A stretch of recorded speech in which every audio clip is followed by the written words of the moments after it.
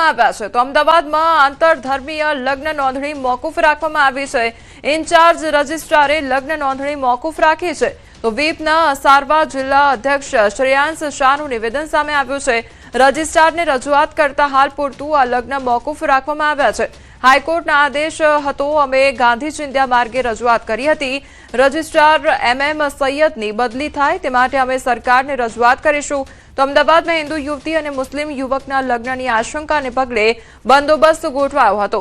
આ સાથે બજરંગ દળ અને VHPના કાર્યકરો પણ ખાસ લગ્ન અધિકારીની કચેરીએ પહોંચ્યા હતા। જો કે આખરે આ લગ્ન નોંધણી મોકૂફ રાખવામાં આવી છે।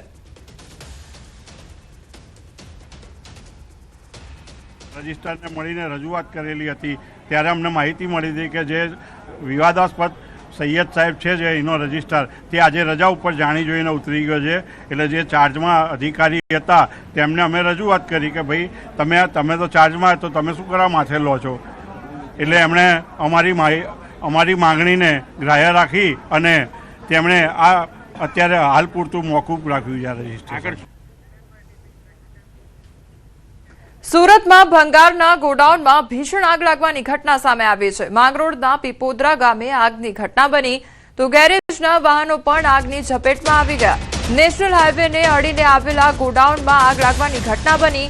ગોડાઉનની આગ બાજુના ગેરેજ સુધી પ્રસરી ગઈ હતી તો ગેરેજમાં રિપેરિંગમાં આવેલા 3 ટેમ્પા આગની જ્વાળામાં લપેટાઈ ગયા। 3 ટેમ્પા પણ બળીને ખાખ થઈ ગયા। તો આગ પર કાબુ મેળવવાના પ્રયાસ શરૂ કરવામાં આવ્યા છે। તો ગેરેજના જે વાહનો હતા તે પણ આગમાં ખાખ થઈ ગયા। ભંગારના ગોડાઉનમાં ભીષણ આગ લાગવાની ઘટના સામે આવી છે। સુરતના આ દ્રશ્યો સામે આવ્યા છે।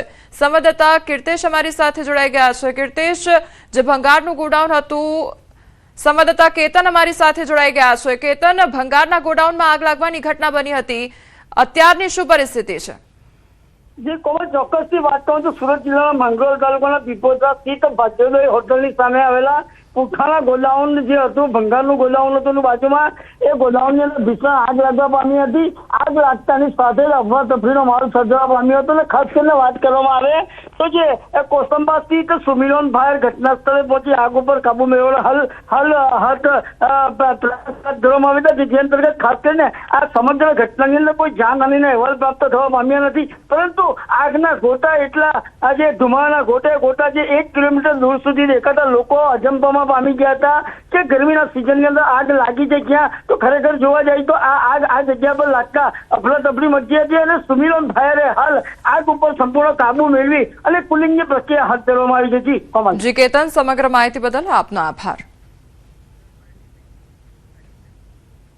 વડોદરામાં SSG હોસ્પિટલમાં તબીબો પર હુમલાની ઘટના સામે આવી અને ત્યારબાદ હોસ્પિટલ તંત્ર અને પોલીસ દ્વારા પરિસરનું કોમ્બિંગ કરવામાં આવ્યું। ત્યારે ડીસીપી મંજીતા વણઝારાએ સીસીટીવી સહિત સુરક્ષા વ્યવસ્થાનું નિરીક્ષણ કર્યું। કોમ્બિંગ દરમિયાન પ્રથમ ગ્રાસે મક્ષિકા જેવો ઘાટ સર્જાયો અને હોસ્પિટલની લાઇટો ગોલ થતા અંધારપટ છવાઈ ગયું। તો મોબાઈલની લાઇટની મદદથી નિરીક્ષણ કરવામાં આવ્યું। ડીસીપીએ કહ્યું, જ્યાં જરૂર જણાશે ત્યાં હજી સુરક્ષા વધારવામાં આવશે। જો કોઈ ખામીઓ હશે તો તેને દૂર પણ કરવામાં આવશે। સૌથી મોટી સયાજી હોસ્પિટલમાં આસપાસના રાજ્યોમાંથી જે દર્દીઓ છે અને તેમના સગા છે તે આવતા હોય છે। ત્યારે ભૂતકાળમાં આપણે જોયું છે કે અનેક વખત જે મેડિકલ સ્ટાફ હોય છે, તબીબો છે, તેમના પર દર્દીના સગા દ્વારા જે હુમલો છે તે કરવામાં આવતો હોય છે।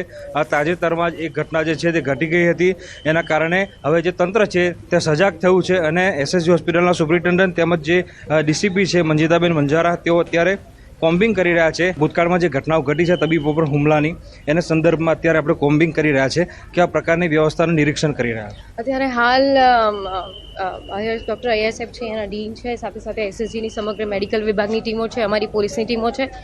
સુરક્ષા વિશ્લેષણ ચાલી રહ્યું છે। સુરક્ષા કેવી રીતે વધારે સઘન થાય, એકબીજા સાથે કમ્યુનિકેશન કેવી રીતે સ્ટ્રોંગ રહે, પેશન્ટ્સ અને ડૉક્ટર્સનો ફૂટફોલ છે, સાથે સાથે પેશન્ટના ઇસ્યુઝ ઓછા થાય, પાર્કિંગના ઇસ્યુ ઓછા થાય, નાના મોટા ઘર્ષણના બનાવો છે કેટલા ઓછા થઈ શકે। સીસીટીવી કેમેરા બરાબર કામ કરી રહ્યા છે કે નહીં, ગેટની સુરક્ષા ગાર્ડ પણ વ્યવસ્થિત છે કે નહીં, એ બધું આખું વિશ્લેષણ કરીને એક સમગ્ર SOP બનાવી રહ્યા છે તો જેથી વધારે સ્મૂથ ઓપરેશન થાય અને આ સમગ્ર SSG હોસ્પિટલની સુરક્ષા વધારે સઘન થાય એના માટે પ્રયત્નો ચાલુ છે। SSG હોસ્પિટલના જુદા જુદા વિભાગ જે છે ત્યાં પણ નિરીક્ષણ કરવામાં આવ્યું છે અને તબીબો અને મેડિકલ સ્ટાફ જે છે તેઓ સુરક્ષિત માહોલમાં અહીંયા પોતાની ફરજ નિભાવી શકે તેવા પ્રકારની વ્યવસ્થા થાય તેવા પ્રકારનું આયોજન જે છે તે વહીવટીતંત્ર દ્વારા કરવામાં આવી રહ્યું છે. હાર્દિક દીક્ષિત, ન્યૂઝ 18 ગુજરાતી.